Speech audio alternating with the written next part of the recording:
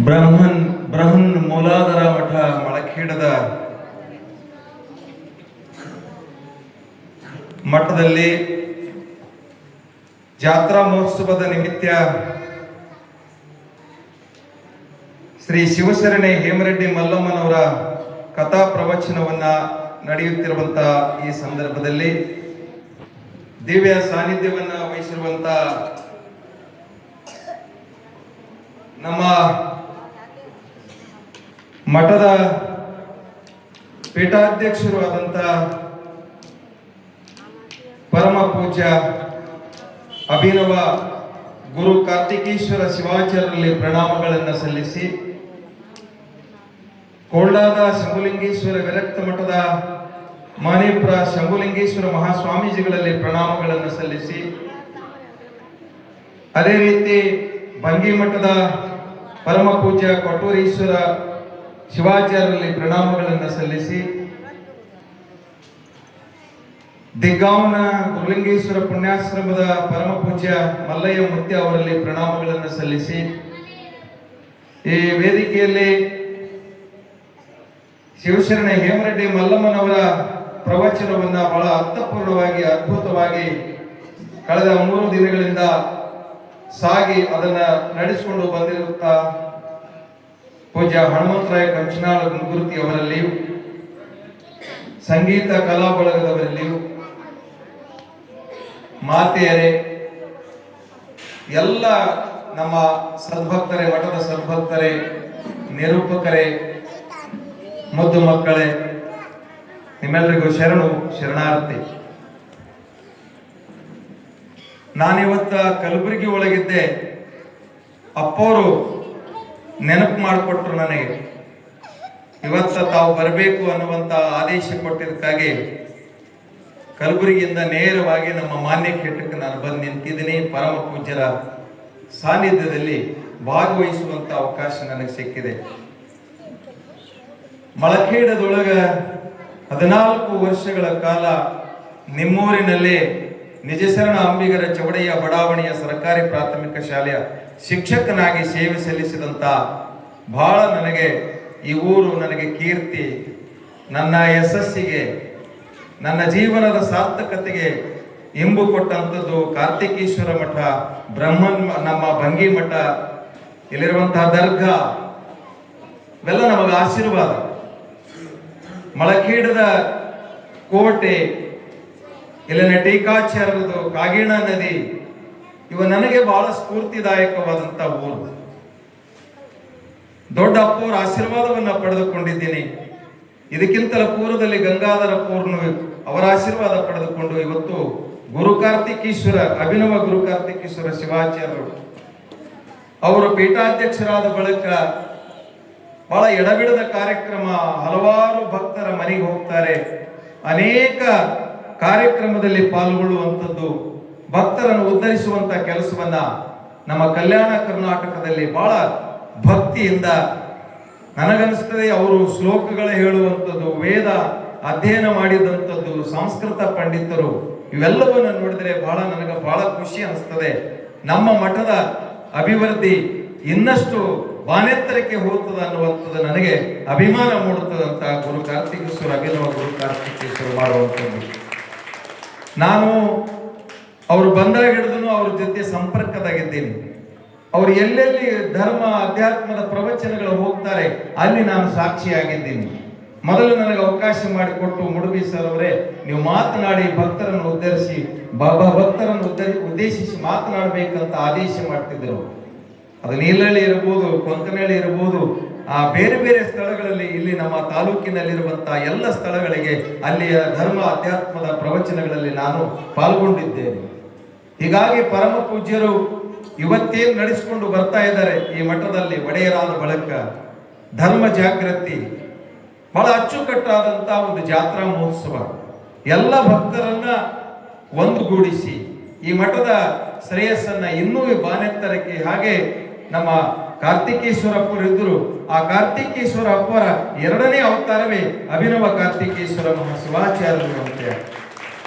ಅವರಿಗೆ ನೋಡಿದ ಲಕ್ಷಣ ನಮ್ಮ ಹಿರಿಯ ಪೂಜ್ಯರು ಕಾರ್ತಿಕೇಶ್ವರಪ್ಪರು ನೋಡ್ದಂಗೆ ಆಗ್ತದೆ. ಅವರ ಮಾತನಾಡುವುದಂಥದ್ದು, ಅವರ ಪ್ರವಚನ, ಅವರ ಧ್ವನಿ ಭಕ್ತರಿಗೆ ಯಾವ ರೀತಿ ಅವರ ಆಶೀರ್ವಾದ ಮಾಡ್ತಿದ್ರು ಅದೇ ರೀತಿ ಸಾಗಿ ಬರ್ತಾ ಇದ್ದಾರೆ. ಅವರ ದಾರಿಯಲ್ಲೇ ನಡೆಯುತ್ತಿರುವಂತಹ ಪರಮ ಪೂಜ್ಯರ ಈ ಧರ್ಮ ಕೈಂಕರ್ಯ ಕಾರ್ಯಗಳು ಹೀಗೆ ಮುಂದುವರಿಯಲಿ. ಬಹಳ ಖುಷಿ ಅನಿಸ್ತದೆ. ಶಂಭುಲಿಂಗೇಶ್ವರಪ್ಪವರು ಬಂದಿದ್ದಾರೆ ಕೋಲ್ಡಾದಿಂದ.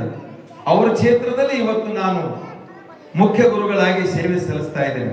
ಮಳಕೇಡದಾಗಿದ್ದಾಗ ತಾಲೂಕಾ ಸಾಹಿತ್ಯ ಸಮ್ಮೇಳನ ಆಗಿದ್ದೆ, ತಾಲೂಕಾ ಪರಿಷತ್ತಿನ ಸಾಹಿತ್ಯ ಪರಿಷತ್ತಿನ ಅಧ್ಯಕ್ಷನಾದೆ. ಕೋಲ್ಡಾದ ಮಳಕೇಡ ಬಿಟ್ಟು ಬಳಕ ನನಗೇನಾದ್ರೂ ಕೊರತೆ ಆಗ್ತದಂತ ಅನ್ನುವಂಥದ್ದಲ್ಲ. ಅಲ್ಲಿ ಒಬ್ಬರು ಪೂಜ್ಯರು ನನಗೆ ಆಶೀರ್ವಾದ ಮಾಡಿದ್ರು. ಅಲ್ಲಿ ಇವತ್ತು ಜಿಲ್ಲಾ ಸಾಹಿತ್ಯ ಸಮ್ಮೇಳನ ಅಧ್ಯಕ್ಷನಾಗಿ ನಿಮ್ಮ ಮುಂದೆ ಬಂದು ನಿಂತಿದ್ದೀನಿ. ನಾನು ಮಳಕೇಡದ ನೀರು, ಮಳಕೇಡದ ಅನ್ನ ತಿಂದು ಬೆಳೆದಂತಹ ವ್ಯಕ್ತಿ ನಾನು. ಇಲ್ಲಿಯ ನೆಲ, ಜಲ, ರಾಷ್ಟ್ರಕೂಟರ ಕಾಲದಲ್ಲಿ ಇಡೀ ಭಾರತವನ್ನು ಆಳಿದಂತವರು. ನಮ್ಮ ರಾಷ್ಟ್ರಕೂಟರ ಕಾಲದಲ್ಲಿ ಮಳಕೇಡ ಇಡೀ ಜಗತ್ತಿಗೆ ಪರಿಚಯವಾದಂಥದ್ದು. 4 ಸಾಮ್ರಾಜ್ಯಗಳ ಪೈಕಿ ನಮ್ಮೂರಾಗಿತ್ತು, ನಮ್ಮ ರಾಜ್ಯ ಆಗಿತ್ತು ಮಳಕೇಡ ಅಂತನ್ನುವಂಥದ್ದು. ಏನು ಅಭಿಮಾನ ರೀ! ಇಲ್ಲಿನ ಕೋಟೆ ಕೊತ್ತಲಗಳು, ನಮ್ಮ ಮೇಲೆ ಆಕ್ರಮಣ ಮಾಡಿದಂತ ಗುಜರಾತದವರ ಮೇಲೆ ದಾಳಿ ಮಾಡಿದಂತ ವೀರ ಸೇನಾನಿ ಪಡೆಗಳ ಊರಿದು. ದಂಡೋತಿ ದಂಡಗಳು ಅಂದ್ರೆ ಈ ಸೈನಿಕ ಪಡೆ ಇರುವಂತಹ ದಂಡೋತಿ. ಮತ್ತ ಜೈನರು, ಶೈವರು, ಜೈನರ ಕಾವ್ಯ, ಶರಣರ ವಚನ, ದಾಸರ ಹಾಡು, ಈ ನೆಲದ ನಮ್ಮ ಪುಣ್ಯ. ಇಂಥ ಪುಣ್ಯ ನೆಲದಲ್ಲಿ ಹುಟ್ಟಿದೇವಲ್ಲ. ಆದಿಕವಿ ಪಂಪ ಹೇಳ್ತಾನೆ, ನೆನೆಯುವುದನ್ನ ಬನವಾಸಿ ದೇಶಂ. ಆಗ ಆರಂಕುಶಿ ಬಿಟ್ಟಡೆ ನೆನೆಯುವುದನ್ನ ಬನವಾಸಿ ದೇಶಂ ಅಂತಂದ್ರೆ ನಾನು ಎಲ್ಲ ಕಡೆ ಉಲ್ಲೇಖ ಮಾಡ್ತೀನಿ, ನೆನೆಯುವುದನ್ನ ಮಾನ್ಯಕೇಟ, ನೆನೆಯುವುದನ್ನ ಮಾನ್ಯಕೇಟ. ಯಾಕಂದ್ರೆ ಈ ಊರಿನ ಬಗ್ಗೆ, ಈ ಊರಿನಾಗ ಹುಟ್ಟಿಲ್ಲ ನಾನು, ಈ ತಾಲೂಕಿನಲ್ಲಿ ಹುಟ್ಟಿಲ್ಲ ನಾನು. ಕಳೆದ 40 ವರ್ಷಗಳ ಕಾಲ ಸುದೀರ್ಘವಾಗಿ ಈ ಊರಿಗೆ, ಈ ಗ್ರಾಮದ ಬಗ್ಗೆ ನಾನು ಎಲ್ಲೆಲ್ಲಿ ಹೋಗ್ತೀನಿ ಮಳಕೇಡದ ಉಲ್ಲೇಖ ಮಾಡ್ತೀನಿ. ಯಾವುದೇ ಊರಿನಲ್ಲಿ ಹೋಗ್ಲಿ, ಇಡೀ ಕಲಬುರಗಿ ಜಿಲ್ಲೆ ಒಳಗ ಎಲ್ಲೆಲ್ಲಿ ಧರ್ಮ ಅಧ್ಯಾತ್ಮ ಇರ್ತದೋ, ಎಲ್ಲಿ ಸಾಹಿತ್ಯ ಪರಿಷತ್ತಿನ ಸಮ್ಮೇಳನ ಇರ್ತದೋ ಅಲ್ಲೆಲ್ಲ ನನ್ನ ಮಳಕೇಡದ ಉಲ್ಲೇಖ ಮಾಡ್ತೀನಿ. ಮಾನ್ಯ ಸಾಹಿತ್ಯ ಸಮ್ಮೇಳನದಲ್ಲಿ ಘಂಟಾಘೋಷವಾಗಿ ಹೇಳಿದ್ದೀನಿ, ಮಳಕೇಡದ ರಾಷ್ಟ್ರಕೂಟರ ಉತ್ಸವ ಆಗಬೇಕು, ಮತ್ತೆ ಈ ನೆಲದ ಸಂಸ್ಕೃತಿಯನ್ನ ಬಾನೆತ್ತರಕ್ಕೆ ಹಾರಿಸಬೇಕು. ಮಕ್ಕಳಿಗೆ ಕಲೆ, ಸಾಹಿತ್ಯ, ಸಂಗೀತ ವಿಜೃಂಭಿಸಿದ ನೆಲ ಇದು, ಸಾಮಾನ್ಯ ನೆಲ ಅಲ್ಲಿದು. ಹೇಗೆ ಬದುಕಬೇಕು, ಅತ್ತಿ ಅಂದ್ರೆ ಹೇಗೆ, ಸೊಸಿ ಅಂದ್ರೆ ಹೇಗೆ, ಯುವಕರಂದ್ರೆ ಹೇಗೆ, ಮಕ್ಕಳಂದ್ರೆ ಹೇಗೆ, ಹಿರಿಯರಂದ್ರೆ ಹೇಗೆ, ಹೇಗೆ ಇರಬೇಕು ಕಲಿಸಿಕೊಟ್ಟಂತ ನಮ್ಮ ನೆಲ ಇದು. ಇಡೀ ಜಗತ್ತಿಗೆ ಮಾದರಿಯಾದಂತಹ ನೆಲ ಮಳಕೇಡದ ನೆಲ. ಮಳಕೇಡ ಅಂದ್ರೆ ಮೈ ರೋಮಾಂಚನ ಆಗ್ತದೆ. ಮಳಕೇಡ ಅಂದ್ರೆ ಕನ್ನಡ, ಕನ್ನಡ ಕನ್ನಡ ಕನ್ನಡದೊಳಗೆ, ಕನ್ನಡ ಸಾಹಿತ್ಯದೊಳಗೆ, ಕನ್ನಡ ಈ ನಾಡು ನುಡಿ ಜಲ ಸಂಬಂಧ ಬಂದಾಗ ಇದು ಬೆಂಗಳೂರು ಮೈಸೂರದವರು ಸಮ್ಮೇಳನ ನಡೆಸಿದ್ರೆ ನಮ್ಮ ಮಳಕೇಡ ಹೆಸರು ಉಲ್ಲೇಖ ಆಗ್ಲೇಬೇಕು. ಬರೇ ಸಾಹಿತ್ಯ ಅಷ್ಟೇ ಅಲ್ಲ, ಧರ್ಮ ಅಧ್ಯಾತ್ಮದ ತವರೂರು ನಮ್ಮ ಮಳಕೇಡ. ಮಳಕೇಡ ಅಂತಂದ್ರೆ ಮೈ ರೋಮಾಂಚನ. ಹೀಗಾಗಿ ಈ ನಾಡನ್ನ ಬೆಳಗಿದಂತವರು, ಜಗತ್ತಿಗೆ ಬೆಳಕು ಕೊಟ್ಟಂತವರು ಮಳಕೇಡದ ಜನ. ಮಾನ್ಯಕೇಟ ಅಂದ್ರೆ ಮಾನ್ಯರಿರುವಂತವರು, ಅದು ಮಠಮಾನ್ಯಗಳಿರಬಹುದು ಅಥವಾ ಜನರಿರಬಹುದು, ಒಳ್ಳೆಯ ವ್ಯಕ್ತಿಗಳು, ಯಾರ ಮೇಲೂ ಕೇಳನ್ನು ಬಯಸುವಂತ ವ್ಯಕ್ತಿಗಳು ನಾವು ಆಗುವುದಿಲ್ಲ. ನಮ್ಮ ಜನ ಹೆಂಗಿದ್ದ ಅಂತಂದ್ರೆ ನಾವು ಇನ್ನೊಬ್ಬರ ತಂಟೆಗೆ ಹೋಗುವುದಿಲ್ಲ, ನಮ್ಮ ತಂಟೆಗೆ ಬಂದರೆ ನಾವು ಸುಮ್ಮನೆ ಬಿಡುವುದಿಲ್ಲ ಅನ್ನುವಂಥದ್ದು ಕಲಿಸಿಕೊಟ್ಟಂತ ಅಪ್ಪಟ ಕನ್ನಡಿಗರು ಯಾರಾದರಿದ್ರೆ ನಮ್ಮ ಮಳಕೇಡದ ಕನ್ನಡಿಗರು, ಜಗತ್ತನ್ನು ಬೆಳಗಿಸಿದಂತಹ ಮಳಕೇಡದ ಜನ. ಹೀಗಾಗಿ ಮಳಕೇಡದ ಒಂದು ಭವ್ಯ ಪರಂಪರೆಯಲ್ಲಿ ಈ 2 ಮಠಗಳು, ಒಂದು ಕಡೆ ಭಂಗಿ ಮಠ, ಇನ್ನೊಂದು ಕಡೆ ಮೂಲಾಧಾರ ಕಟ್ಟಿಮನಿ ಸಂಸ್ಥಾನ, ಬಹಳ ಅದ್ಭುತವಾದಂತಹ ಕೆಲಸವನ್ನ ಮಾಡ್ತಾ ಇದ್ದಾರೆ. ಹೇಗೆ ನಮ್ಮ ಗುರು ಕಾರ್ತಿಕೇಶ್ವರು ಮೊದಲಿನ ಅಪ್ಪವರು ಎಲ್ಲೆಲ್ಲಿ ಹೋಗ್ತಾರ, ಎಲ್ಲೆಲ್ಲಿ ಧರ್ಮ ಜಾಗೃತಿ ಮಾಡಿದಾರ, ಆ ಎಲ್ಲೆಲ್ಲಿ ಹಂಗನಳ್ಳಿ ಇರ್ಬೋದು, ಇನ್ನೊಂದು ಮಠ ಇರ್ಬೋದು, ಇದರ ಶಾಖಾ ಮಠಗಳನ್ನ ಏಳಿಗೆಗಾಗಿ ಶ್ರಮಿಸುತ್ತಿರುವಂಥದ್ದು. ಅದೇ ಪರಂಪರೆಯಲ್ಲಿ ನಮ್ಮ ಅಭಿನವ ಗುರು ಕಾರ್ತಿಕೇಶ್ವರು ಬಹಳ ಅದ್ಭುತವಾದಂತಹ ಕೆಲಸವನ್ನ ಮಾಡ್ತಾ ಇದ್ದಾರೆ. ನಾನು ಹೇಳಿದ ಅಪ್ಪವರೇ, ನೀವು ಯಾವಾಗ ಬೇಕಾದ್ರೂ ನಿಮ್ಮ ಮಠಕ್ಕೆ, ನನ್ನಲ್ಲಿ ಸಿಗುವಂಥದ್ದು ಆಸ್ತಿ ಇಲ್ಲ, ನನ್ನ ಧನ ಸಂಪತ್ತು ನಾನು ಗಳಿಸಿಲ್ಲ, ಜನಸಂಪತ್ತು ಗಳಿಸಿನಿ. ಹಾಗೆ ಭಕ್ತಿಯ ಸಂಪತ್ತನ್ನ, ನಿಮ್ಮ ಆಶೀರ್ವಾದ ನಾನು ಪಡೆದಿದ್ದೀನಿ. ನೀವು ಯಾವಾಗ ಬೇಕಾದಾಗ ಕರೀರಿ, ನನ್ನ ನುಡಿ ಸೇವೆ ಸಲ್ಲಿಸಲಿಕ್ಕ, ಕನ್ನಡದ ನುಡಿ ಸೇವೆ, ಅಧ್ಯಾತ್ಮದ ನುಡಿ ಸೇವೆ ಸಲ್ಲಿಸಲಿಕ್ಕೆ ಸಿದ್ಧ ಇದ್ದೀನಿ ನಾನು. ಮತ್ತೆ ನಿಮ್ಮ ಮಠದ ಪರಮ ಭಕ್ತ ನಾನು. ಹಾಗಂತ ತಕ್ಷಣ ಕೊಟ್ಟೂರೇಶ್ವರಪ್ಪರು ಅನ್ಯತಾ ಭಾವಿಸಬೇಡಿ, ಎರಡೂ ನನ್ನ ಕಣ್ಣುಗಳಿದ್ದಂಗೆ. ಮತ್ತೆ ಇನ್ನೊಬ್ಬರು ಮುತ್ತಿಯವರು ಬೇರೆ, ಇವ್ರು ಯಾರು ತಿಳ್ಕೊಬೇಡ್ರಿ. ನೀವು ಮಠದ ಕರೆದಾಗ ನಾನು ನಿಮ್ಮ ಮಠಗಳ ಸೇವೆಯನ್ನ ಸಲ್ಲಿಸಲಿಕ್ಕೆ ನಾನು ಸದಾ ಸಿದ್ಧನೇ ಇದ್ದೇ ಇರ್ತೀನಿ. ನೀವೆಲ್ಲ ಏನು ಮಕ್ಕಳು ಕುಂತಿದ್ರಲ್ಲಮ್ಮ, ಬಹಳ ನಿಮ್ಮ ಏನ್ ನೋಡ್ರಿ, ಬೇರೆ ಬೇರೆ ಕಡೆ ಪ್ರವಚನ ಕೊಡ್ತೀನಪ್ಪ, ಹೀಗೆ ಮಕ್ಕಳು ಕೂಡೋದಿಲ್ಲ. ಇದು ಎಲ್ಲಿಂದ ಬಂತು ಸಂಸ್ಕೃತಿ ಅಂದ್ರೆ, ನಮ್ಮ 1000 ವರ್ಷಗಳ ಹಿಂದೆ ಜ್ಯೋತಿ ಬೆಳಗಿದೆ, ಧರ್ಮ ಅಧ್ಯಾತ್ಮದ ಜ್ಯೋತಿ ಈ ನೆಲದಲ್ಲೇ ಬೆಳೆದಕ್ಕಾಗಿ ರಾತ್ರಿ 9-10 ಆದರೂ ಮಕ್ಕಳು ಎಷ್ಟು ಶಾಂತವಾಗಿ ಕೂಡ್ತಾರೆ. ಇದು ಗಟ್ಟಿತನ ಅಂತ, ಇದು ಸಂಸ್ಕೃತಿ ಅಂತ. ತಾಯಿಯಂದರು ಈ ಹಣೆ ಮೇಲೆ ಈ ಬುದ್ಧಿ ಹಚ್ಕೊಂಡು ಬಂದಿರಿ. ತಾಯಿಯರು ಅಥವಾ ನಮ್ಮ ಪುರುಷರು, ಇವತ್ತ ಮಾತೆಯರು, ನಿಮ್ಮ ಮಹಿಳಾ ದಿನಾಚರಣೆ, ನಿಮ್ಮದು ನನ್ನ ತಾಯಿಯ ದಿನಾಚರಣೆ, ನೀವು ನಮ್ಮ ತಾಯಿಯಂದಿರು, ಸಹೋದರಿಯರು, ನಿಮ್ಮ ದಿನಾಚರಣೆ, ಮಹಿಳಾ ದಿನಾಚರಣೆ, ವಿಶ್ವ ದಿನಾಚರಣೆ ಇವತ್ತು. ಎಂತ ಅದ್ಭುತವಾದಂಥದ್ದು. ನೀವು ಈ ದೇಶವನ್ನ ಬೆಳಗಿದಂಥವ್ರು. 14 ವರ್ಷದ ಮಗುವನ್ನ ತೊಗೊಂಡು ಬಂದಳು ತಾಯಿ, ಮೊಳಕೇಡಕ್ಕೆ ತೊಗೊಂಡು ಬಂದಳು, ಮಗುವಿಗೆ ಜೋಪಾನ ಮಾಡಿದಳು. ಆ ಮಗು 64 ವರ್ಷಗಳ ಕಾಲ ಸುದೀರ್ಘ ಆಳ್ವಿಕೆ ಮಾಡಿದಂತಹ ವ್ಯಕ್ತಿ ಯಾರಾದ್ರೂ ಇದ್ರೆ ನಮ್ಮ ಮೊಳಕೇಡದ ರಾಷ್ಟ್ರಕೂಟರ ಅಮೋಘ ವರ್ಷ ನಪುಂಗ ಚಕ್ರವರ್ತಿ. ತಾಯಿಯಿಂದಲೇ ಆ ಮಗು ಈ ರೀತಿ ಕೀರ್ತಿಯನ್ನ ತಂತು. ನನ್ನ ಊರಿಗಷ್ಟೇ ಅಲ್ಲ, ಮೊಳಕೇಡಕ್ಕಷ್ಟೇ ಅಲ್ಲ, ಇಡೀ ಜಗತ್ತಿಗೆ ಬೆಳಕು ಕೊಟ್ಟಂತಹ ಅಮೋಘ ವರ್ಷ ನಪುಂಗ ಚಕ್ರವರ್ತಿಗೆ ಸಂಸ್ಕಾರ ಕೊಟ್ಟಂತವಳು ತಾಯಿ. ಇವತ್ತು ಜಗತ್ತಿನಲ್ಲಿ ಅಂತಹ ರಾಷ್ಟ್ರಕೂಟರ ಅರಸ, ಅದು ಅಮೋಘ ವರ್ಷನಂತಹ ಖ್ಯಾತಿ, ಅಂತಹ ಧರ್ಮ ಅಧ್ಯಾತ್ಮದ ತಳಹದಿ ಮೇಲೆ ಸಾಮ್ರಾಜ್ಯವನ್ನು ಕಟ್ಟಿದಂತಹ ವ್ಯಕ್ತಿ, ಅದು ಅಮೋಘ ವರ್ಷ ನಪುಂಗ ಚಕ್ರವರ್ತಿ, ನಮ್ಮೂರಿನವನು ಅನ್ನುವಂಥದ್ದು ಅಭಿಮಾನ ತಾಯಿಯ ಸಂಸ್ಕಾರದಿಂದಲೇ ಬಂದಿದೆ. ತಾಯಿಯಂದರೆ ನಿಮ್ಮ ಕೊಡುಗೆ ಬಹಳ ದೊಡ್ಡದಿದೆ. ಒಬ್ಬ ನಪುಂಗ ಅಮೋಘ ವರ್ಷನಿಗೆ ಆ ರೀತಿ ಬೆಳೆಸಿ ಒಬ್ಬ ರಾಜನನ್ನಾಗಿ ಮಾಡಿದಳಲ್ಲ, ಆ ತಾಯಿಗೆ ಕೋಟಿ ನಮನಗಳನ್ನು ಸಲ್ಲಿಸಬೇಕು. ಆ ತಾಯಿಯ ಆಶೀರ್ವಾದ ಇರಬೇಕು. ಇನ್ನೊಂದು ಬಹಳ ರೋಚಕವಾದಂತ ಕಥೆ. ಬರಗಾಲ ಬಿದ್ದಂತಹ ಸಂದರ್ಭದಲ್ಲಿ ಬಹಳ ಚಿಂತೆ ಆಯಿತು. ಈ ರಾಷ್ಟ್ರಕೂಟರ ಸಾಮ್ರಾಜ್ಯದಲ್ಲಿ ಬರಗಾಲ ಬಿದ್ದಿತ್ತು. ಎಲ್ಲಿ ನೋಡದಲ್ಲಿ ದನಗಳು ಸಾಯಲ್ಕತ್ತಿದ್ದು. ಆವಾಗ ಒಬ್ಬರು ಯಾರು ಹೇಳಿದ್ರಂತ, ನಮ್ಮ ನಪುಂಗ ಚಕ್ರವರ್ತಿಗೆ ಏನ್ ಹೇಳಿದ್ರಂತ, ದೊರೆಗಳೇ ನಿಮ್ಮ ಕಿರುಬೆರಳನ್ನ ಕೊಲ್ಲಾಪುರದ ಮಹಾಲಕ್ಷ್ಮಿಗೆ ಅರ್ಪಿದ್ರೆ ಮಳೆ ಚೆನ್ನಾಗಿ ಆಗ್ತದೆ ಅಂತ ಹೇಳಿದ್ರಂತ. ಆ ರಾಜ ಮತ್ಯಾರಾದ್ರೂ ರಾಜರಿದ್ರೆ, ನನ್ನ ತಲೆ ಯಾಕಪ್ಪ, ನನ್ನ ಬೆರಳು ಯಾಕಪ್ಪ, ನಮ್ಮ ಸೈನಿಕರು ರುಂಡ ಕತ್ತರಿಸಿ ಅಂತ ಹೇಳ್ಬಹುದಾಗಿತ್ತು. ನಮ್ಮ ನೆಲದ ರಾಜ ನಪುಂಗ ಚಕ್ರವರ್ತಿ ಏನ್ ಹೇಳ್ತಾನೆ ಗೊತ್ತಾ, ಈ ನನ್ನ ಮಕ್ಕಳಿಗೆ ಅಂದ್ರೆ ಪ್ರಜೆಗಳಂತ ನನ್ನ ಮಕ್ಕಳಂತ ಭಾವಿಸಿದಂತ ರಾಜ ಈ ನನ್ನ ಮಕ್ಕಳಿಗೆ ಒಳ್ಳೆಯದಾಗ್ತಿತ್ತಂದ್ರೆ ಕಿರುಬೆರಳೆಲ್ಲ ಕೊಲ್ಲಾಪುರದ ಮಹಾಲಕ್ಷ್ಮಿಗೆ ನನ್ನ ರುಂಡವನ್ನು ಕತ್ತರಿಸಿ ನೈವೇದ್ಯವಾಗಿ ಅರ್ಪಿಸ್ತೀನಂತ ಹೇಳಿದಂತ ಜಗತ್ತಿನ ಇತಿಹಾಸದಲ್ಲಿ ಯಾರಾದರೂ ಇದ್ರೆ ನಮ್ಮ ಮಾನ್ಯಕೀಟದ ಕನ್ನಡದ ಅಪ್ಪಟ ಕನ್ನಡಿಗ ರಾಜ, ಅದು ನಪುಂಗ ಅಮೋಘ ವರ್ಷ ಅನ್ನುವಂಥದ್ದು ಬಹಳ ರೋಚಕವಾದಂತ. ನೀವು ಹೇಳ್ಕೊಂತ ಹೋದ್ರೆ ಬಹಳಗದೆ ಈ ಮೊಳಕೇಡದ ಇತಿಹಾಸ. ನಾನು ಎಲ್ಲೆಲ್ಲಿ ಅವಕಾಶ ಸಿಗ್ತದ, ಅದು ಸಾಹಿತ್ಯ ಪರಿಷತ್ ಇರ್ಬೋದು, ಇನ್ನೊಂದು ಕಾರ್ಯಕ್ರಮ ಇರ್ಬೋದು, ಮಕ್ಕಳ ಕಾರ್ಯಕ್ರಮ ಇರ್ಬೋದು, ಎಲ್ಲೇ ಹೋದ್ರು ಸಹಿತ ಮೊಳಕೇಡವನ್ನ ವಾನೆತ್ತರಕ್ಕೆ ಹಾರಿಸ್ತೀನ. ನಿಮಗೆ ಗೊತ್ತಿರಲಿ, ಎಲ್ಲೇ ಇದ್ರು ನನ್ನ ಯೂಟ್ಯೂಬ್ ಚಾನೆಲ್ ನಲ್ಲಿ ಇರ್ಬೋದು, ಅಥವಾ ಪತ್ರಿಕೆಯಲ್ಲಿ ಇರ್ಬೋದು, ಅಥವಾ ಸೋಷಿಯಲ್ ಮೀಡಿಯಾ ಸಾಮಾಜಿಕ ಜಾಲತಾಣದಲ್ಲಿ ಇವತ್ತು ನಾನು ಅದನ್ನ ಪ್ರಕಟ ಮಾಡುವಂಥದ್ದು. ಈ ಊರಿನ ಹೆಮ್ಮೆಯ ಪುತ್ರ ನಾನು, ಇಲ್ಲಿ ಹುಟ್ಟಿಲ್ಲ ಅಂದ್ರೂ ಸಹಿತ ಈ ಊರಿನ ಪುತ್ರನಂತೇಳಿ ಅಭಿಮಾನದಿಂದ. ಆದರೆ ನಪುಂಗ ಚಕ್ರವರ್ತಿನೇ ಈ ಊರಿನಲ್ಲಿ ಹುಟ್ಟಿಲ್ಲ, ಅವ ಬಂದು ಈ ನಾಡಿಗೆ ಕೀರ್ತಿ ತಂದನಲ್ಲ, ಆ ದಾರಿಯಲ್ಲಿ ನಾವು ನಡೆಯುವಂತಹ ವ್ಯಕ್ತಿಗಳು. ಆದರೆ ಈ ಊರಿನಲ್ಲಿ ಹುಟ್ಟಿದಂತವ್ರು ನೀವು ಪುಣ್ಯಶಾಲಿಗಳು. ಆ ಮಗುವಿನಂತೆ ನಿಮ್ಮ ಮಕ್ಕಳಿಗೆ ಸಂಸ್ಕಾರವನ್ನು ಕೊಡಬೇಕು. ಇಲ್ಲೆಲ್ಲ ಸಜ್ಜನ್ ಶೆಟ್ಟಿ, ಗೋರನ್ನ ತಳಕಿನಿದ್ದಾರೆ, ಇವೆಲ್ಲ ಭಕ್ತರು ನಮ್ಗೆಲ್ಲ ಬಹಳ, ಯಾರಾದ್ರೂ ಹೆಸರು ನೆನಪಿಟ್ರೆ ನಾನು ಮರ್ತಿರೋ ದಯವಿಟ್ಟು ಕ್ಷಮಿಸಿಬಿಡಿ. ಯಾಕಂದ್ರೆ ಮಠಪತಿ ಇರ್ಬೋದು, ಇನ್ನೊಂದಿರ್ಬೋದು, ಗಣಪತಿ ಇರ್ಬೋದು, ಇವರೆಲ್ಲ ನನ್ನನ್ನೆಲ್ಲ ಬೆಳೆಸಿದಂತವ್ರು ಈ ಊರಿನ ಜನ. ನಾನು ಒಂದು ಅಪ್ಪ, ನೀವು ದೊಡ್ಡಪ್ಪವರು ಗಂಗಾಧರಪ್ಪವರು, ಆಮೇಲೆ ಬಂಗಿಮಠದ ಗಂಗಾಧರಪ್ಪವರು, ಅವರೆಲ್ಲ ವೀರ ಗಂಗಾಧರಪ್ಪವರು ಒಂದು ಕೋಳಿವಾಡದಲ್ಲಿ ಒಂದು ಸಣ್ಣ ಶಾಲೆ, ಅಲ್ಲಿ ಎಲ್ಲ ತಿಪ್ಪಿಗಳಿದ್ದು ತಿಪ್ಪಿಗಳನ್ನ ತೆಗೆದು ಅಲ್ಲಿ ಒಂದು ದೊಡ್ಡ ಸುಂದರವಾದಂತಹ ಶಾಲೆಯನ್ನು ನಿರ್ಮಾಣ ಮಾಡಿ ಇಡೀ ಎಲ್ಲ ಮಠಾಧೀಶರು ಬರುವಂತೆ ಮಾಡಿ 14 ವರ್ಷಗಳ ಕಾಲ ಹುಟ್ಟುವ ಬೀಸುವ ಹಂತಿಯ ಪದಗಳನ್ನ ಝೇಂಕಾರ ಮೊಳಗಿಸಿದಂತಿಲ್ಲ. ನಮ್ಮ ಅಕ್ಕನ ಬಳಗದವರು ಇದ್ದಾರೆ, ಹೆಣ್ಮಕ್ಳು, ನನ್ನ ಶಾಲೆಯ ವಾರ್ಷಿಕೋತ್ಸವನ್ನ ಮಾಡಿದಂತವ್ರು ಅವರು. ಆ ತಾಯಿಯಂದಿರು ಬಂದು ಆ ರೀತಿ ಒಂದು ವಾತಾವರಣವನ್ನು ನಿರ್ಮಾಣ ಮಾಡಿದಂತ ವ್ಯಕ್ತಿಗೆ ಇವತ್ತು ಜಿಲ್ಲಾ ಸಾಹಿತ್ಯ ಸಮ್ಮೇಳನ ಅಧ್ಯಕ್ಷ ಆಗುವುದಕ್ಕೆ ಮೊಳಕೇಡದ ಕೊಡುಗೆ ಬಹಳ ದೊಡ್ಡ ಕೊಡುಗೆ ಇದೆ ಅಂತ ಇಲ್ಲಿ ಬಹಳ ಖುಷಿ ಅನಿಸುತ್ತೆ. ಮೊಳಕೇಡ ಅಭಿಮಾನದಿಂದ ನಾನು ಹೇಳ್ತೀನಿ. ಯಾಕಂದ್ರೆ ನನಗೆ ಮೈಕ್ ಕೊಟ್ರು ಅಂತೇಳಿ ಬಹಳ ಅತಿಯಾಗಿ ಮಾತನಾಡಲಿಕ್ಕೆ ಹೋಗೋದಿಲ್ಲ. ಈಗ ತಾನೇ ಪ್ರವಚನಕಾರರು ಬಹಳ ಅದ್ಭುತವಾದಂಥದ್ದು. ಇವರು ಪ್ರವಚನಕಾರರೇ ಸಂಗೀತಗಾರರನ್ನಂತ ಕಲಾವಿದರನ್ನಂತ ನಾನು ಕನ್ಫ್ಯೂಸ್ ಆಯಿತು. ಆ ಪ್ರವಚನದಲ್ಲಿ ಎಷ್ಟು ಹಾಡುಗಳನ್ನು ಹಾಡಿದ್ರು, ಎಂಥ ಕಂಠ ಇದೆ. ಇಂಥ ಪೂಜ್ಯರು, ಇಂಥ ಪ್ರವಚನಕಾರರು ಇನ್ನೂ ಎತ್ತರಕ್ಕೆ ಬೆಳಿಬೇಕು, ಅವರಿಗೆ ಪೂಜ್ಯರ ಆಶೀರ್ವಾದ ಮಾಡಬೇಕು. ಇಲ್ಲಿಯ ಕಲಾವಿದರಿದ್ದಾರೆ, ಒಬ್ಬ ಕಲ್ಕಂಬದ ಕಲಾವಿದರು ಶರಣಯ್ಯ ಅವರು ಇದ್ದಾರೆ, ಹೌದಲ್ಲ? ಶರಣಯ್ಯ, ಆಮೇಲೆ ಇವರು ವಿಶ್ವನಾಥ ಶಿರೋಳಿ, ಇವರೆಲ್ಲ ಎಷ್ಟು ತಬಲಾ ಸಂಗೀತ ನೀವು ಸಂಗೀತ ತಬಲಾದ ಇಲ್ಲಿ ಸಂಗೀತ ಕಲಾವಿದರು ಇಡೀ ಭಾರತದಲ್ಲಿ ಇರುವಂತ ಎಲ್ಲ ಕಲಾವಿದರು ಬಂದು ಮಳಕೇಳಕ್ಕೆ ಬಂದು ಸಂಗೀತ ಕಲಿತಿದ್ರು ಹಿಂದಿನ ಕಾಲದಲ್ಲಿ.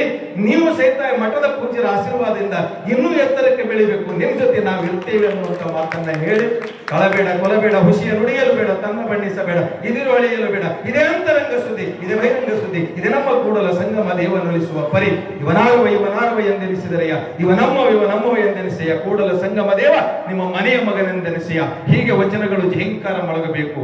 ನಮ್ಮ ಗುರು ಪರಂಪರೆ, ನಮ್ಮ ಭವ್ಯ ಪರಂಪರೆ, ಆದಿ ಜಗದ್ಗುರುಗಳ ಪರಂಪರೆ, ಭವ್ಯ ಪರಂಪರೆ ಇರುವಂತದ್ದು ಸಂಪ್ರದಾಯ. ನಮ್ಮಲ್ಲಿ ಸಂಪ್ರದಾಯ ಗೀತೆ ಇರಬಹುದು, ಸಾಂಪ್ರದಾಯಿಕವಾದಂತಹ ದೇವಾಲಯಗಳಿರ್ಬೋದು, ಗುಡಿಗುಂಡಾರಗಳಿರ್ಬೋದು, ಇವು ಸಂಸ್ಕೃತಿಗಳ ತಾಣ. ಒಂದು ಸಂಡೇ ನಮಗೆ ರಜೆ ಸಿಕ್ಕರಂದ್ರೆ ಸೀದಾ ಹೋಗಿ ಒಂದು ಗುಡಿ ಒಳಗೆ ಕುಂತು ಅದನ್ನು ವಿವರಣೆ ಕೊಡುವಂತ ಮುಖಾಂತರ ಇಡೀ ನಾಡಿನ ಜನತೆಗೆ ಒಂದು ಈ ನೆಲದ ಪರಂಪರೆ, ಈ ಗುಡಿ ಸಂಸ್ಕೃತಿಯಲ್ಲಿ ಹೇಗೆ ಅವಾಗಿನ ಕಾಲದಲ್ಲಿ ನ್ಯಾಯದಾನ ನಡೀತಿತ್ತು, ಹೇಗೆ ಆಡಳಿತ ನಡೀತಿತ್ತು ಆ ಗುಡಿ ಒಳಗೆ, ಗುಡಿಗಳಲ್ಲಿ, ಮಠಗಳಲ್ಲಿ ಅದನ್ನು ಬೆಳಕು ಚೆಲ್ಲುವಂತ ಒಂದು ಸಣ್ಣ ಪ್ರಯತ್ನ ಮಾಡಿದಂತ ವ್ಯಕ್ತಿಗೆ ಇವತ್ತು ಇಡೀ ಕಲಬುರಗಿ ಜಿಲ್ಲೆ ಒಳಗ ಸೇಡಂ ತಾಲೂಕಿನಲ್ಲಿ ಪ್ರಥಮ ಸಾಹಿತ್ಯ ಸಮ್ಮೇಳನ, ನಾನೇ ಸಮ್ಮೇಳನಾಧ್ಯಕ್ಷ ಈ ತಾಲೂಕಿಗೆ ತರುವಲ್ಲಿ ಈ ಮಳಕೇಡದ ಕೊಡುಗೆ ಬಹಳ ದೊಡ್ಡದಿದೆ. ನಿಮ್ಮೆಲ್ಲರ ಆಶೀರ್ವಾದದಿಂದ, ಪೂಜ್ಯರ ಆಶೀರ್ವಾದದಿಂದ, ಪೂಜ್ಯರಂತೂ ಸದಾ ನಮ್ಮ ಮೇಲೆ ತಲೆ ಮೇಲೆ ಕೈ ಇಟ್ಟಿರ್ತಾರೆ ಅವ್ರು. ಯಾಕಂದ್ರೆ ನೀವು ಮುಡುಬಿಯವರೇ, ನೀವು ಮಾಡುವಂತ ಇವತ್ತೇ ಬೆಳಿಗ್ಗೆ ಮಾತಾಡಿದ್ರು ಅಭಿನವ ಕಾರ್ತಿಕೇಶ್ವರ ಶಿವಾಚಾರ್ಯರು, ಮುಡುಬಿ ಸರ್ ನೀವು ನಿಸ್ವಾರ್ಥ ಸೇವೆ ಮಾಡ್ತಾ ಇದ್ರೆ ನಾಡಿಗೆ. ನಿಮ್ಮೆಲ್ಲ ಚಟುವಟಿಕೆಗಳನ್ನ ನಾನು ಸಮೀಪದಿಂದ ನೋಡಿದ್ದೀನಿ. ನೀವು ಹೀಗೆ ಮುಂದುವರಿಸಿ ಅಂತ ಇವತ್ತು ಬೆಳಗ್ಗೆ ಹೇಳಿದ್ರು. ಆ ಮಾತುಗಳನ್ನ ಕೇಳಿ ಅಪ್ಪ ಇವತ್ತು ಬರ್ಲಿಕ್ಕೆ ಆಗಲ್ಲ ಅಂತ ನನಗೆ ಆಗಲಿಲ್ಲ. ಯಾಕಂದ್ರೆ ಬೇರೆ ಬೇರೆ ಕಾರ್ಯಕ್ರಮಗಳು ಕಲಬುರಗಿ ಒಳಗಿದ್ದೆ. ಇವತ್ತೇನಾದ್ರೂ ಇರಲಿ, ನನಗೆ ಒಂದು ಶ್ರೇಯಸ್ಸು, ಈ ಮಠ ನನಗೆ ಆಶೀರ್ವಾದ ಮಾಡಿದೆ, ಪೂಜ್ಯರು ನನಗೆ ಆಶೀರ್ವಾದ ಮಾಡಿದಾರೆ ಅಂದ್ರೆ ಇವತ್ತು ಖಂಡಿತ ಮಠಕ್ಕೆ ಹೋಗಿ ಆಶೀರ್ವಾದ ಪಡಿಬೇಕಂತೇಳಿ ಈ ಮಠಕ್ಕೆ ನಾನು ಬಂದಿದ್ದೀನಿ. ಬಹಳ ಖುಷಿ ಅನಿಸ್ತ. ಮಕ್ಕಳೇ, ನೀವೆಲ್ಲ ಒಳ್ಳೆಯ ವ್ಯಕ್ತಿಗಳಾಗಬೇಕು. ಇಲ್ಲಿ ಯಾರೋ ಒಂದು ಚಾನಲ್ನಲ್ಲಿ ಏನೋ ಅವರು ಆಯ್ಕೆ ಆಗಿದಾರ, 2ನೇ ಸುತ್ತ ಆಯ್ಕೆ ಆಗಿದಾರ ಅಂತ ನಾನು ತಿಳ್ಕೊಂಡೆ. ಮಕ್ಕಳೇ, ನೀವೆಲ್ಲ ಈ ನಾಡಿನ ಆಸ್ತಿ. ನೀವು ಸ್ವಲ್ಪ ಮೊಬೈಲ್ ಇಂದ ದೂರ ಆಗಬೇಕು. ಹಾಗಾದ್ರೆ 16 ವರ್ಷದ ಒಳಗಿನ ಮಕ್ಕಳಿಗೆ ಮೊಬೈಲ್ ನಿಷೇಧ ಅನ್ನುವಂಥದ್ದು ಸರ್ಕಾರ ಇತ್ತೀಚೆಗೆ ಅದನ್ನ ಪ್ರಕಟ ಮಾಡ್ತಾ ಇದೆ. ನನ್ನ ಕೆಲವು ದಿನಗಳಲ್ಲಿ ಆದೇಶ ಬರಬಹುದು. ಅದಕ್ಕಾಗಿ ಆವಾಗ ನಿಮಗೆ ನಿಷೇಧ ಇರ್ಬೋದು ಶಾಲೆಗಳು, ಮತ್ತೆ ಮನೆಯಾಗ ಬಂದ್ಕೊಳಕ್ ಮೊಬೈಲ್ ಹಿಡಿತೀರಿ, ಹೌದಿಲ್ಲ? ಮೊಬೈಲ್ ಸದ್ಬಳಕೆ ಮಾಡ್ಕೊಳ್ಳಿ ಮಕ್ಕಳೇ. ನೀವು ಮೊಬೈಲ್ ಇಂದ ಹೊರಗೆ ಬರಬೇಕು.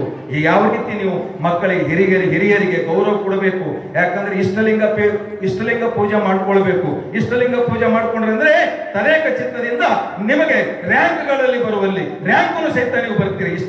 ಇಷ್ಟಲಿಂಗ ಬಹಳ ದೊಡ್ಡ ಕೊಡುಗಿದೆ ಇಷ್ಟಲಿಂಗದ್ದು. ನೀವೆಲ್ಲ ಮಳಕೇಡದ ಜನರಿಗೆ ನಾನು ಹೇಳುವಂತದ್ದಿಲ್ಲ. ಬಹಳ ಜನ ಭಕ್ತವಂತರಿದ್ರಿ ನೋಡ್ರಲ್ಲಿ.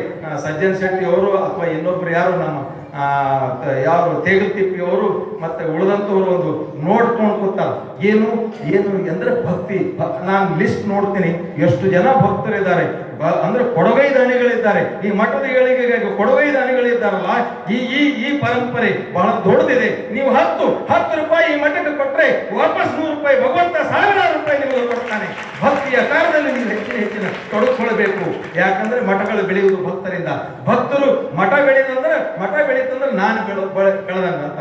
ನಾವು ಸಂಸಾರದಲ್ಲಿ ಏನಾದ್ರೂ ತಾಪತ್ರೆ ಇರ್ಬೋದು, ಗಂಡ ಹೆಂಡತಿ ಜಗಳ, ಅತ್ತಿ ಸೊಸಿ ಜಗಳ ಇರ್ತಾವ. ಇವಕ್ಕೆಲ್ಲಕ್ಕೂ ಇತಿಶ್ರೀ ಹಾಡಬೇಕು. ಸಾಮರಸ್ಯದ ಬದುಕು ಎಲ್ಲ ಕುಟುಂಬಗಳು ಒಳ್ಳೇದಾಗಬೇಕಂತ ಬಯಸಬೇಕು.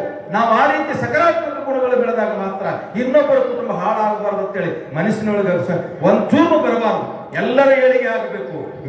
ವಿಶ್ವಕ್ಕೆ ಜಯವಾಗಲಿ ಅಂತ ನಮ್ಮ ಆದಿ ಜಗದ್ಗುರು ಎಲ್ಲ ಒಂದೇ ಕುಲ, ಅದು ಮನುಷ್ಯ ಕುಲ ಅಂತ ಹೇಳಿದಂಥವ್ರು. ಈಗ ಬಸವಾದಿ ಶರಣರಿರ್ಬೋದು, ಜಗದ್ಗುರುಗಳ ಪರಂಪರೆ ಇರ್ಬೋದು, ಇಂಥ ಭವ್ಯ ಪರಂಪರೆಯಲ್ಲಿ ನಾವು ಹುಟ್ಟಿದ್ದೇವೆ. ನೀವು ಇನ್ನಷ್ಟು ಮಕ್ಕಳಿಗೆ ಮಠಮಾನ್ಯಗಳ ಕಡೆ, ಈ ಮಠದ ಕಡೆ ನೀವು ಕರ್ಕೊಂಡು ಬನ್ನಿ. ನೀವೆಲ್ಲ ಇಷ್ಟಲಿಂಗ, ಬೇರೆ ಬೇರೆ ವಿಭೂತಿ, ರುದ್ರಾಕ್ಷಿ ಧಾರಣೆ, ಪಂಚಾಚಾರ, ಆಚಾರಗಳು ಇವೆಲ್ಲವನ್ನ ಮಕ್ಕಳಿಗೆ ಕಲಿಸಿಕೊಡುವಂತ ಕೆಲಸ ಪೂಜ್ಯರು ಮಾಡ್ತಾರೆ. ನೀವು ಹೆಚ್ಚೆಚ್ಚು ತೊಡಗಿಸಿಕೊಳ್ಬೇಕು. ಇದಿಷ್ಟು ಸಾಲಬಾರ್ದು. ನಾಳೆ ಮತ್ತಿಷ್ಟು ಜನ ಭಕ್ತರು ಬಂದು ಇಷ್ಟೆಲ್ಲ ನೋಡಿ, ಇಲ್ಲಿ ಜಾಗ ಅದ, ಅಲ್ಲಿ ಜಾಗ ಅದ, ಇಷ್ಟು ಮುಂದಿನ ದಿನಗಳಲ್ಲಿ ಸಾಲಬಾರ್ದು ಜಾಗ. ಹಾಗೆ ಮುಂದೆ ಹೊರಗಡೆ ಹಾಕುವಂಥದ್ದು. ಆ ರೀತಿ ಭಕ್ತರು ನೀವಿದ್ದೀರಿ. ನೀವು ಮನಸ್ಸು ಮಾಡಬೇಕು. ತಾಯಿಯಂದಿರು ಮನಸ್ಸು ಮಾಡಿ ಅಂತ ಮತ್ತೆ ನಮ್ಮ ಪುರುಷ ಸಮಾಜದವರು ಅವರು ಸಹಿತ ಅನೇಕ ಕಾರ್ಯಗಳನ್ನು ಇಲ್ಲಿನ ಮಾಡ್ತಾ ಇದ್ದಾರೆ. ಹೆಚ್ಚೆಚ್ಚು ಧರ್ಮದ ಕಾರ್ಯಗಳು ಪ್ರಜ್ವಾಲಮಾನವಾಗಿ ಬೆಳೆಯಲಿ ಅನ್ನುವಂಥ ಮಾತನ್ನು ಹೇಳಿ, ಈಗ ನೀವೇನು ಹೇಳಿದ್ರಲ್ಲ ಪುರಾಣಿಕರೇ, ಹೇಮರೆಡ್ಡಿ ಮಲ್ಲಮ್ಮ, ಅಕ್ಕ ಮಹಾದೇವಿ, ಸೊನ್ನಲಿಗೆ ಸಿದ್ದರಾಮೇಶ್ವರ, ಮೂವರು ಮೂವರು ಯಾರನ್ನ ನಂಬಿದ್ರು ಅಂದ್ರೆ ಶ್ರೀಶೈಲ ಮಲ್ಲಿಕಾರ್ಜುನನ್ನ ನಂಬಿದ್ರು. ಮೂವರು ಯಾರು ಶ್ರೀಶೈಲ ಮಲ್ಲಿಕಾರ್ಜುನ ನಂಬುತ್ತಾರ ಇಡೀ ಜಗತ್ತಿಗೆ ಬೆಳಕು ಕೊಡುವಂತಹ ವ್ಯಕ್ತಿಗಳು ಆಗ್ತಾರೆ. ಹಾಗೆ ಶ್ರೀಶೈಲ ಮಲ್ಲಿಕಾರ್ಜುನ ನಮಗೆ ಆದರ್ಶ. ಆ ಶ್ರೀಶೈಲ ಮಲ್ಲಿಕಾರ್ಜುನನೇ ತನ್ನ ಗಂಡ ಅಂತ ಹೇಳಿ, ತನ್ನ ಪತಿ ಯಾರು ಅಂತ ಕೇಳಿದ್ರೆ ಅಕ್ಕ ಮಹಾದೇವಿ ಹೇಳ್ತಾಳೆ.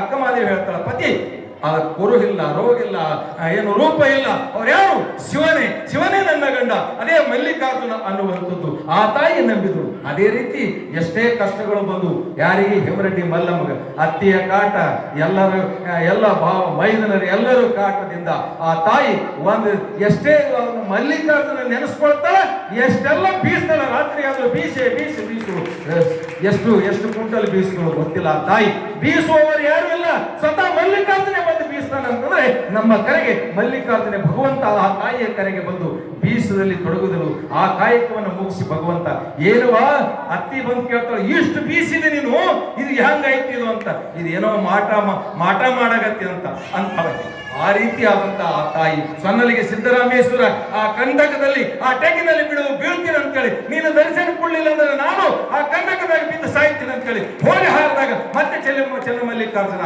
ಬಂದು ಮಲ್ಲಿಕಾರ್ಜುನ ಶ್ರೀಶೈಲ ಮಲ್ಲಿಕಾರ್ಜುನ ಬಂದು ಹಿಡಿತಾನೆ ಅಂತನ್ನುವಂಥದ್ದು ಭಕ್ತಿಯ ಸಂಕೇತ. ಇದು ಎಲ್ಲಿ ಜಗತ್ತಿನಲ್ಲಿ ಯಾವ ನಾಡಿನಲ್ಲಿ ಸಿಗುವುದಿಲ್ಲ, ಇದು ಸಿಗುವಂಥದ್ದು ಕರ್ನಾಟಕ ಕನ್ನಡ ನಾಡಿನಲ್ಲೇ ಅನ್ನುವಂಥ ಮಾತನ್ನು ಹೇಳಿ ನಿಮ್ಮೆಲ್ಲರಿಗೂ ಹಾಯ್ ಹೇಳಲ್ಲ ಬಾಯ್ ಹೇಳಲ್ಲ. ಶರಣು ಶರಣಾರ್ಥಿ.